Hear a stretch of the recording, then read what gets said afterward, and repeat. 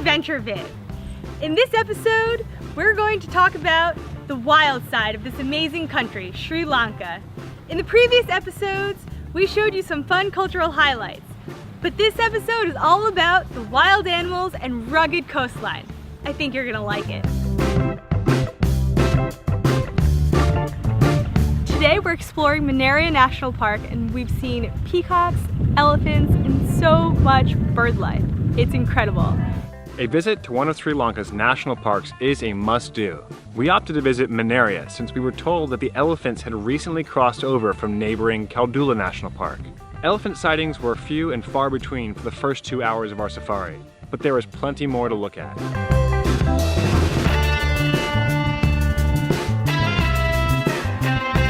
We were told that elephants often emerge in the afternoon to drink from the lake, and that's exactly what happened. For the final hour of our safari, we found ourselves surrounded by hundreds of elephants.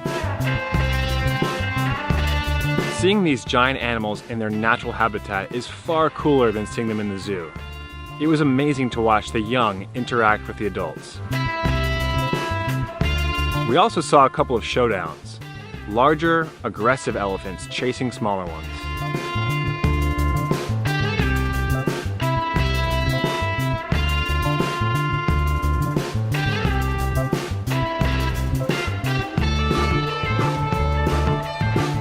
We were protected in our Jeep, but drivers were always aware of herd movements, because it can be dangerous being surrounded by these massive animals. Speaking of dangerous, now seems like a good time to mention something really important. Elephants can often be seen walking along the road in Sri Lanka. Cool, right? Yeah, but be warned. This is a dangerous scenario, and the only thing you should do is move away from a lone elephant. They are known to attack. Last year, a tourist who tried taking a selfie with a lone elephant on the road was killed, while his girlfriend ran away. That's no way to end your vacation or your life. Watch again just how quickly this guy goes from cruising along the road to moving directly at us. Lesson learned. Moving along now, we told you about our visit to the impressive ruins of Polonnaruwa in the last episode. One of the things that made the site even more unique was the wildlife within. It was clearly baby monkey season, and it was awesome to see newborn monkeys up close. What is that? Give me more, give me more. It's like an alien human. And we saw toucans, but they wouldn't let us get very close.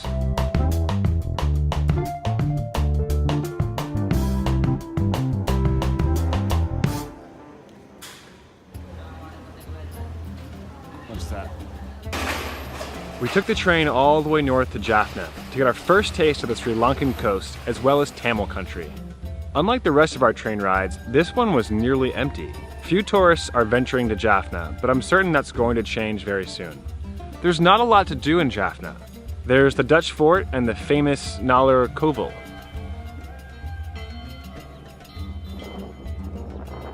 But Jaffna did put us very near the northern coast, which is just a stone's throw from southern India. We hired a motorbike and spent a day exploring the coastline. Welcome to the northernmost parts of Sri Lanka. We decided to take a couple of days and explore Jaffna, which was closed off to tourists up until about 10 years ago due to the Civil War. And today I'm standing at the northernmost point in Sri Lanka, which is right up here. And it's awesome. It's super hot, and hopefully we're gonna find a beach to hang out in. Tour guide. Tour guide? Yeah. Weekly 2 times this way coming. More people coming now? Yeah. That's good. So, as I was saying, we are in the northernmost part of Sri Lanka, which means it's the hottest part of Sri Lanka, which means it's time for us to go find a beach. Come on! It was in this region that we met the friendliest people in Sri Lanka. Everybody smiled and waved at us, and nobody hassled us. Innocent and genuine greetings. We came across some friendly fishermen and were intrigued by the scene. Beautiful.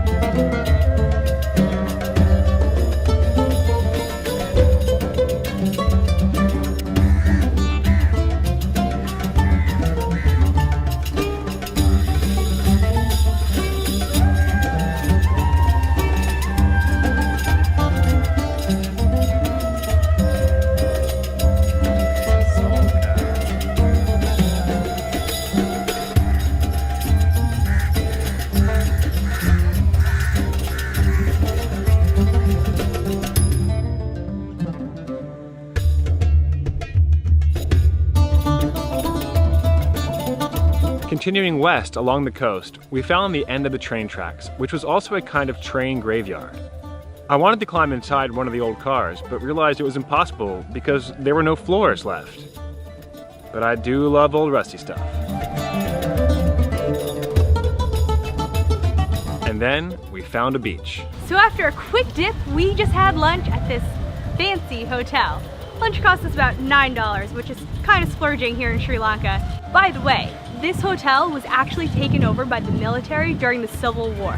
So it has a very interesting vibe to it. Now it's time to find some ice cream and hopefully another beach. So let's keep exploring. Along the road, we loved discovering the different and colorful Kovils. Such a unique structure standing tall in this landscape. 100. Okay. Well, what flavor? About 60 cents. Super excited, just got my ice cream and I'm gonna go for a swim. Best day ever! Except there would be no swimming for Adventure Viv. We were at a beach, but here, women are expected to cover shoulders and knees when entering the water. So her bikini wasn't going to fly. You see, in these northern areas, local religious customs expect that women dress conservatively even in the water. Perhaps an increase in Western influence will change this in the future, since this is not true of the busy and tourist popular eastern and southern beaches. We had a great day of exploring and enjoyed stops along the road to watch the locals work the land.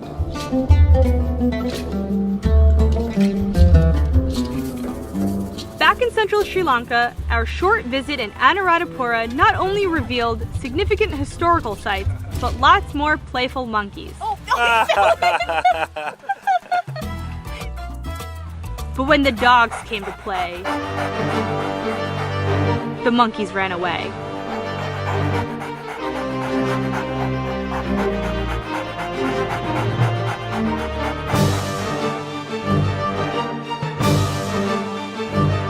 Even the parrots weren't sticking around. Heading east to Arugam Bay, we were now in the heart of surf country. Arugam Bay is the most touristy destination we had seen so far. Monsoon season in the south meant that surfers flocked to the east coast for its famous waves. We liked Arugam Bay, but didn't always feel welcome by the locals. It's just a feeling we had. This disappointed us, but didn't stop us from having a nice time. Like nets. Fishing nets. We woke early one morning to catch the sunrise at Pottuvil Point. A beautiful morning, and we were the only ones in sight. The waves were doing this frothy, splashy thing that is really cool and great for pictures.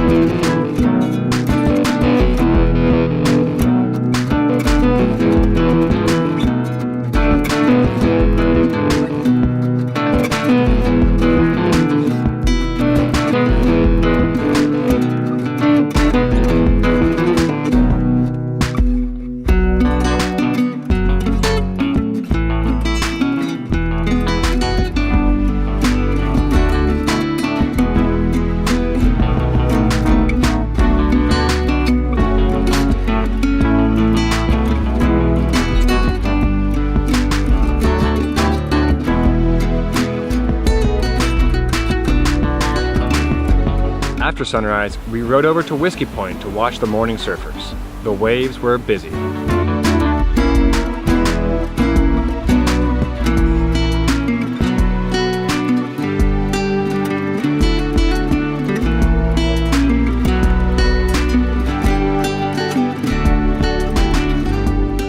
Following Arugam Bay, we made our way to Tangalle, which was easily the prettiest and most relaxing beach area we found.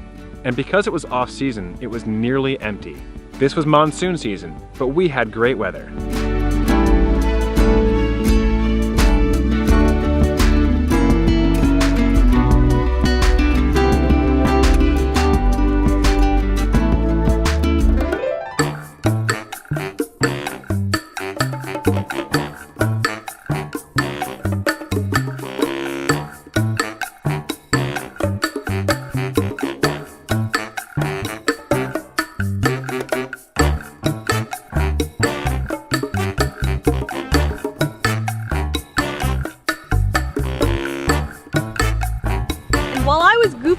of the palm trees, my cameraman was playing in the water.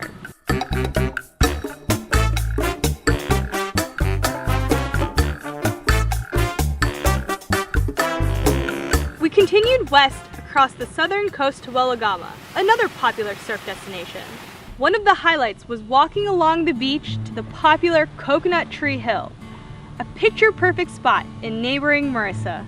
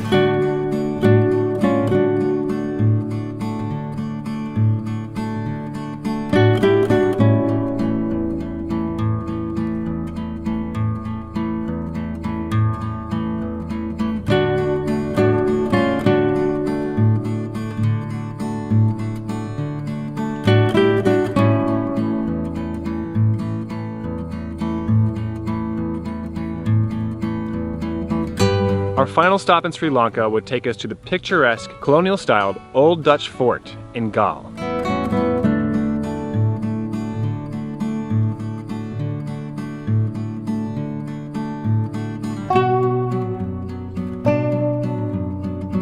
We enjoyed wandering the cobblestone streets and taking in the views from the rampart. It's a nice little village, and a very popular destination for both Sri Lankans and foreigners.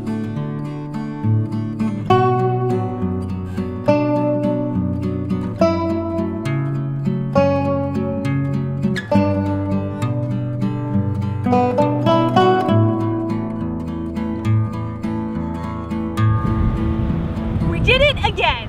1 month in a new country. Sri Lanka has been so different and unique than any other place we've traveled to so far. It's been awesome. Sri Lanka may seem like a tiny island nation, but there's so much diversity in people, landscapes, and wildlife that you never run out of things to do.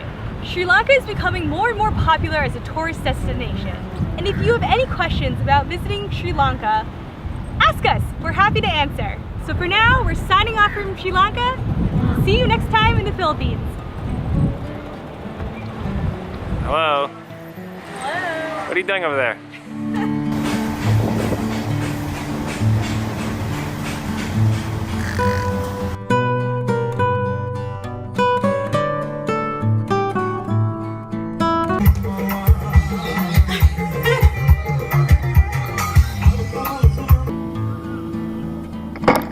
You told me to come here.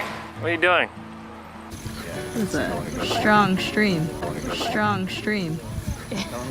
Go on. Unity in diversity is the strength of Sri Lanka. Now, if only we could say the same about our home country.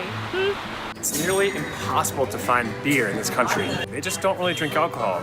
They're not into it. So Coke is like the new beer for me. I gotta have my Coke. On these hot days, it's Coke.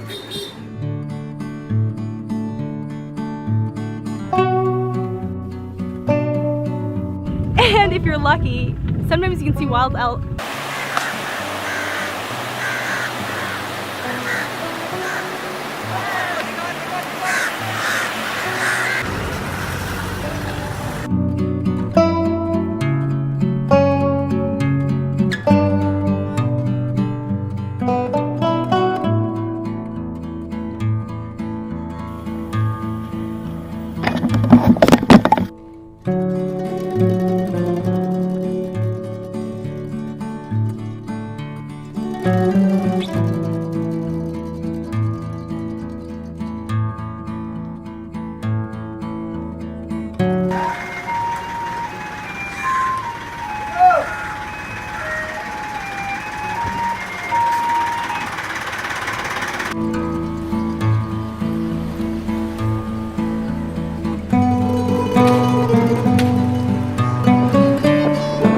How come that doesn't happen in New York, huh?